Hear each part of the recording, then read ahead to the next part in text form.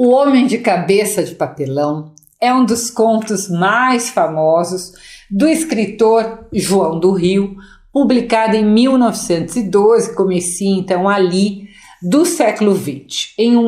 Ele publica em uma coletânea de contos chamada, vamos lembrar, Rosário da Ilusão. Acho que é isso, não estou enganada não. É a primeira vez que falamos de uma obra do João do Rio aqui no canal. Então vamos conhecer primeiro um pouquinho sobre o escritor carioca que se tornou um dos maiores cronistas de todos os tempos da literatura brasileira, né? João do Rio. João do Rio era o pseudônimo de um nome enorme. Vamos ver se eu vou ler, porque senão vou esquecer. João Paulo Emílio Cristóvão dos Santos Coelho Barreto, que nasceu em 1881 e morreu em 1921. Então ele viveu apenas 40 anos. Onde, ora, como o próprio pseudônimo ali dele já entrega, claro, no Rio de Janeiro. João do Rio, na sua infância, era pobre, pardo e homossexual. O que para a sociedade daquela época era o auge, então, da exclusão. Ele vai sofrer muito devido a essa sua condição. Entretanto, João do Rio não era um jornalista qualquer. Ele criou um novo tipo de crônica, que era a crônica reportagem. O que é isso? Ele ia nos lugares, ele fazia reportagens reais nos mais diferentes lugares do Rio de Janeiro, né? E ele escrevia depois crônicas sobre aquilo que ele tinha visto, desde lugares mais requintados, refinados, até locais muito pobres, como os morros cariocas. Não eram matérias jornalistas, tá, gente? Era uma outra estrutura. A matéria jornalística, nós sabemos que nunca é imparcial, mas ela tenta ser imparcial. Na crônica, isso não é necessário, né? O cronista vai dar sempre o seu olhar, com construções poéticas, originais, tá? As crônicas do João do Rio eram longas, tá? Muito diferente das crônicas de hoje em dia. As crônicas de hoje em dia, normalmente, elas têm apenas uma lauda. Foi João do Rio que criou o termo flanar, dizendo que o flaner não era um vagabundo que ficava apenas andando sem rumo pela cidade, mas sim alguém que ia descobrindo as muitas facetas da cidade. Na verdade, ele não criou, né? Ele trouxe do francês e fez essa adaptação, tá? Então eu estou me corrigindo aqui porque eu falei bobagem. Se você quiser conhecer um pouco mais da obra cronística do João do Rio, eu recomendo que você procure pelo livro A Alma Encantada das Ruas, que é o seu livro mais famoso. Eu vou falar mais tarde daqui, mas você já pode ir lendo porque ele está em domínio público e você pode baixar então gratuitamente. A maioria dos escritores do século XIX ou que nasceram no século XIX estão em domínio público. Bem, eu vou falar mais do João do Rio quando eu fizer a biografia dele na playlist Quem Foi. E claro, né, aqui no canal, então, aos poucos, eu vou trazendo um pouco da sua obra, né? Ele deixou bastante coisa para a gente conversar. Vamos ao conto.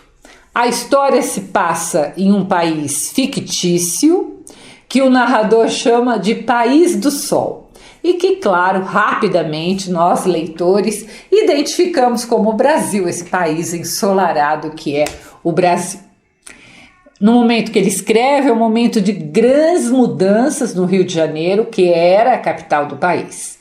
No começo ali do século XX, havia na cidade do Rio todo um movimento de reurbanização.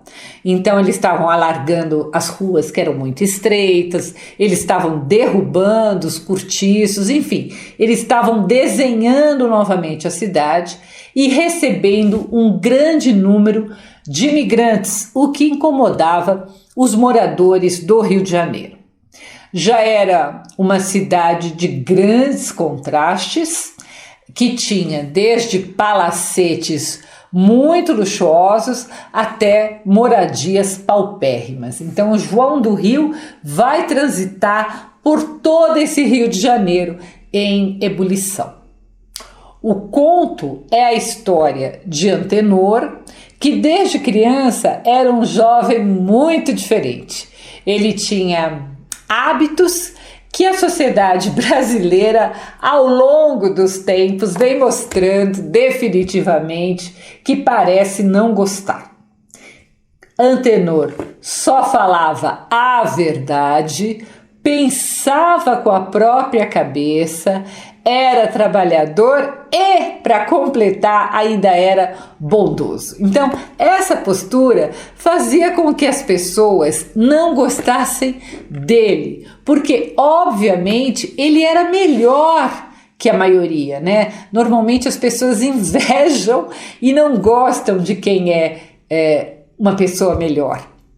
Quem podia confiar em um colega de trabalho que queria trabalhar mais e honestamente, em alguém que não pensava como a maioria, em alguém que apontava o que estava errado com sinceridade. Então, que ser é este que era o Antenor, que era tão diferente com todas essas características?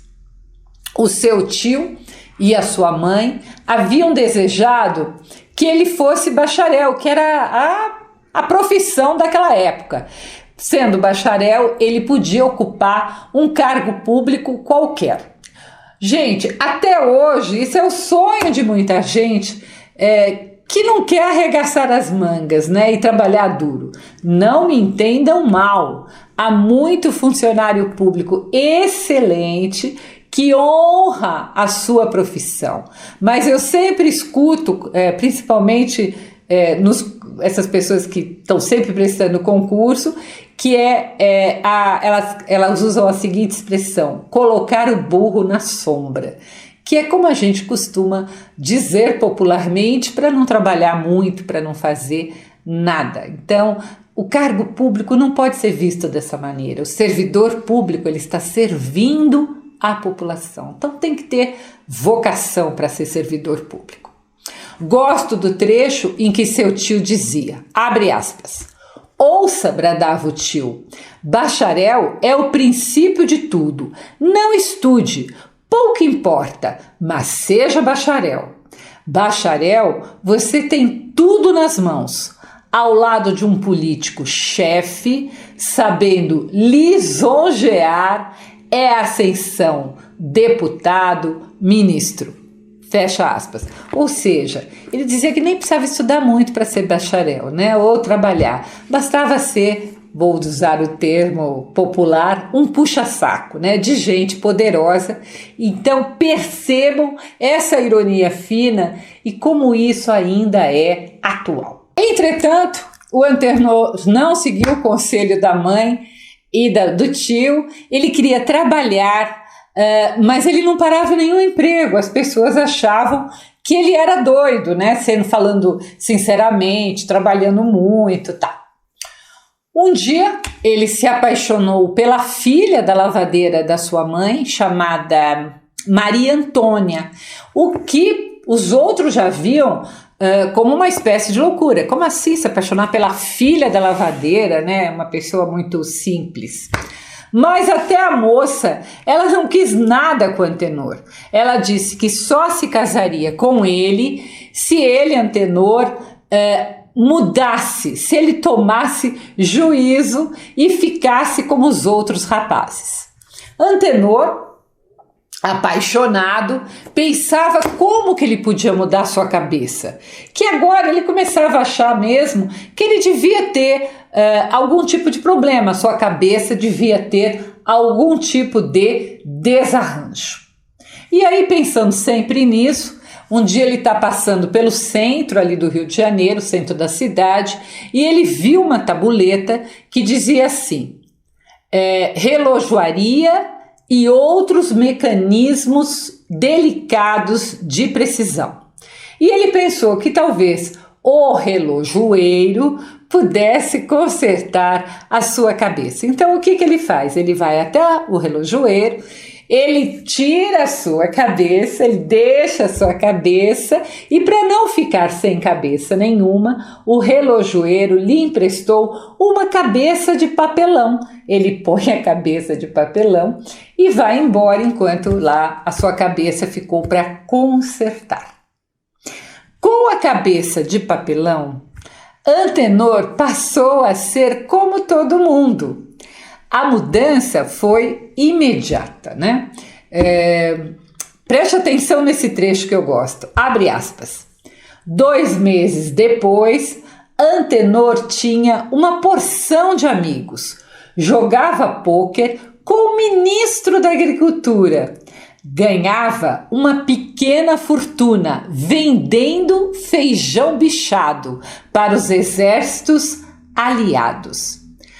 A respeitável mãe de Antenor via-o mentir, fazer mal, trapacear e ostentar tudo aquilo que ele não era. Fecha aspas. Então, a mudança foi total. Agora ele era como todo mundo, né? Corrupto como todo mundo. Claro que Maria Antônia aprovou a mudança, mas agora era o Antenor que não queria se casar com uma filha de lavadeira, né? Então, ele passou a ser também, achar que ela era pouco para ele. Passaram-se os anos, o Antenor se esqueceu completamente da sua cabeça, que tinha ficado no concerto, e o seu nome passou a ser cotado até para senador. Certa vez, de novo passeando pelo centro do Rio de Janeiro, ele viu a relojoaria e se lembrou da sua cabeça. Então ele foi até lá e perguntou ao relojoeiro se ele tinha consertado a cabeça e se ela, a cabeça original, né, tinha um desarranjo muito grande. Mas, para sua surpresa, o relojoeiro lhe disse que a sua cabeça era o mecanismo mais perfeito que ele já havia visto em toda sua vida. Então, por um lado, o Antenor ficou bem contente e ele já ia tirando a cabeça de papelão para pôr a sua cabeça verdadeira quando ele se conteve. E ele disse para o relojoeiro, abre aspas, pode ser que Vossa Excelência profissionalmente tenha razão, mas para mim a verdade é a dos outros, que sempre a julgaram desarranjada e não regulando bem. Cabeças e relógios querem-se conforme o clima e a moral de cada terra.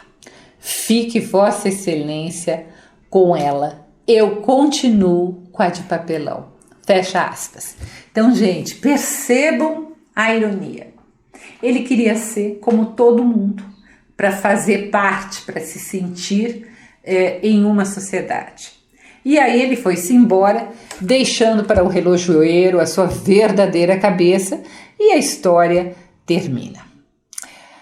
Gente, o que dizer deste conto, né? Que ainda, tantos anos depois, é tão atual e extremamente original.